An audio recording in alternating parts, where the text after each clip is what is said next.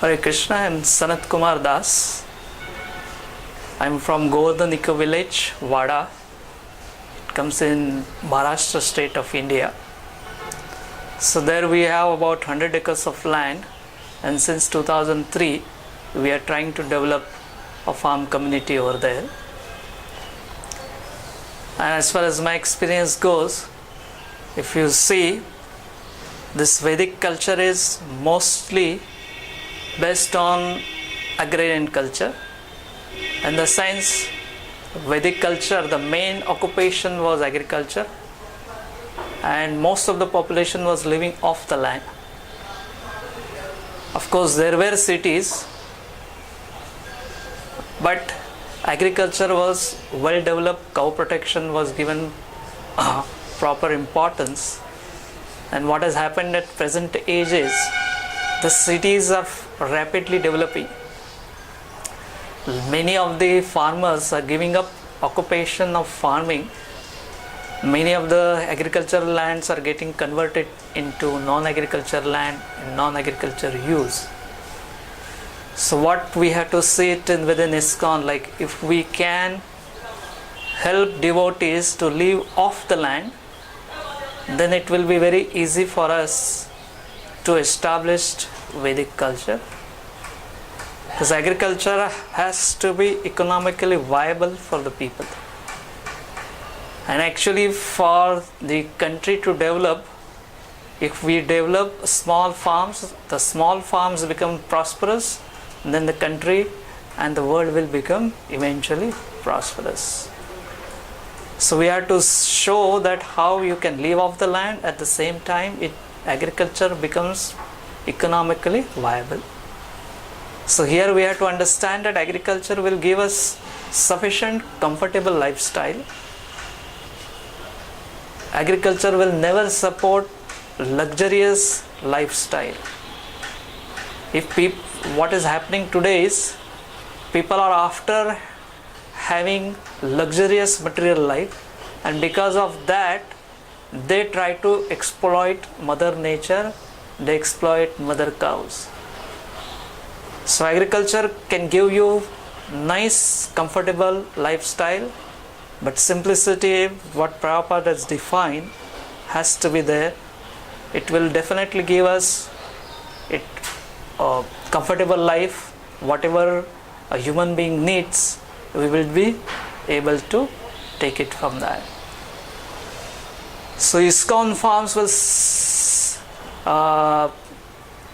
act as a research institution or a training institution where devotees can come, they can get trainings of different aspects, and they will be able to implement at their local situations. And if more and more devotees take up this agriculture, and agriculture I mean in a natural way or organic way of cultivation of the land, and the cow-based agriculture, that should be the prime focus. And mostly what we have seen, that people stay in the city and the atmosphere of the city is mostly passionate, the pace is very fast, so that has a tremendous impact on the minds of the people. The people become more restless. Whereas if you stay in the villages, the pace is slow, the environment is sattvic, you can stay more with the nature, more with the mother cows, and that itself brings a mode of goodness.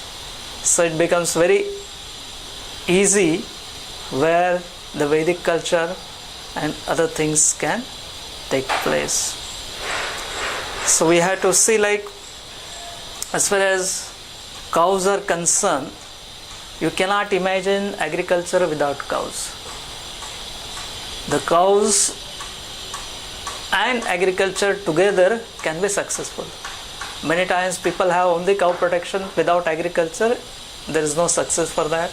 Or if you just do agriculture without cow protection, will not be successful. So both has to go hand in hand, where cows plays such an important role. Not only it gives us nutritious milk, It gives us cow dung and cow urine, so many agricultural fertilizers and natural biopesticides can be made by using cow urine. Cow urine has got like hormonous effect. It gives us nitrogen to the soil as well, and it acts as a pest repellent as well. So the cows are actually, it's like a Lakshmi. If you utilize whatever the Panchagavya we get it from the cows, and along with the agriculture, definitely we will have a complete lifestyle. And that is why it is very essential that the people support the cows. Some of the devotees may be staying in the cities, so practically they will not be able to personally care for the cows, but still they can support the goshalas, or they can use the products produced by the goshalas. So indirectly they also nicely support cow protection. So practically everybody has to get involved in supporting the cows, and when the cows are happy and we have a nice agriculture based on cows, then natural prosperities definitely come. And as far as training of different varnas are concerned, yes, I feel like the first step we have to take it is, as I mentioned earlier, that we have to make agriculture economically viable. Then devotees will peacefully settle on the land.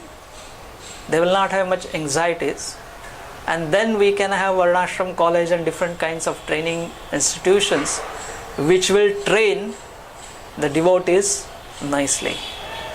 So that's why I give a lot of importance first to the agriculture and the protection of the cows, and then definitely different things will develop.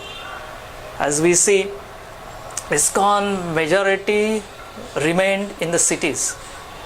At a very few places now village preaching is developing, but recent years I have seen lot of centers are sending their preachers in villages, and many farmers are also becoming devotees, which is a very good trend.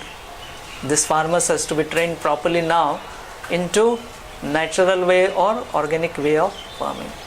But slowly ISKCON is catching up with village preaching, and definitely it will have a tremendous effect in future, because when you have lifestyle based on the land and cows, then it becomes very easy for us to have a development of all four varnas in a proper way.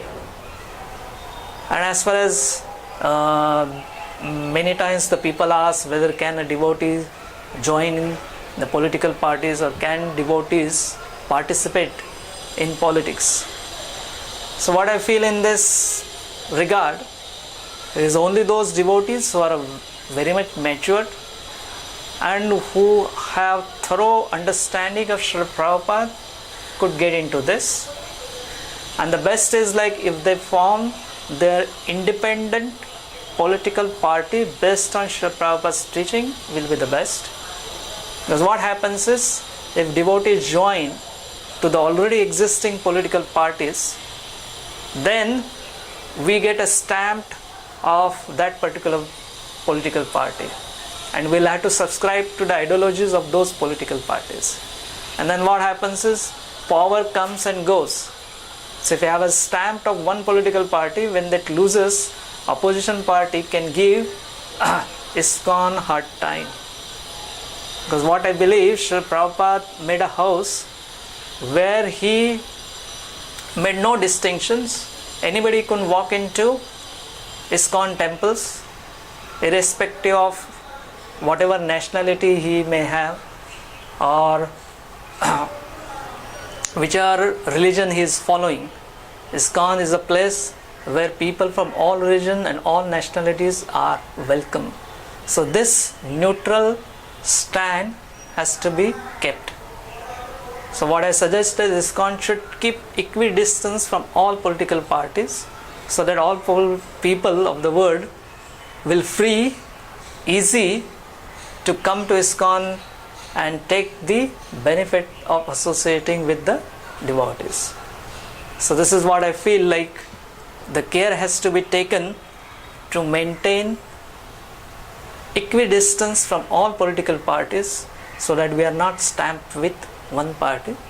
And those devotees who have inclination for that, they should be doing it in their personal capacity. The views expressed by these devotees should not be considered as the views of ISKCON as an institution. Institutional views will be based on teachings of Srila Prabhupada, and Srila Prabhupada was always open to all the people of this world, and he made no distinction about that. So this is what I feel about the devotees who wish to get involved into politics and other things. So to summarize, what I feel is ISKCON should give a lot of focus on living off the land, demonstrating the examples of economically viable agricultural forms. Once that becomes successful, then many will be attracted. And if your economy is based on the land and the cows, it is always sustainable.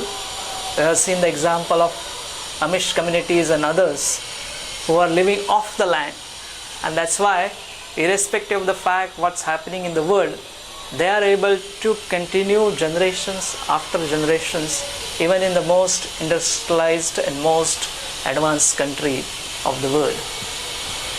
Hare Krishna.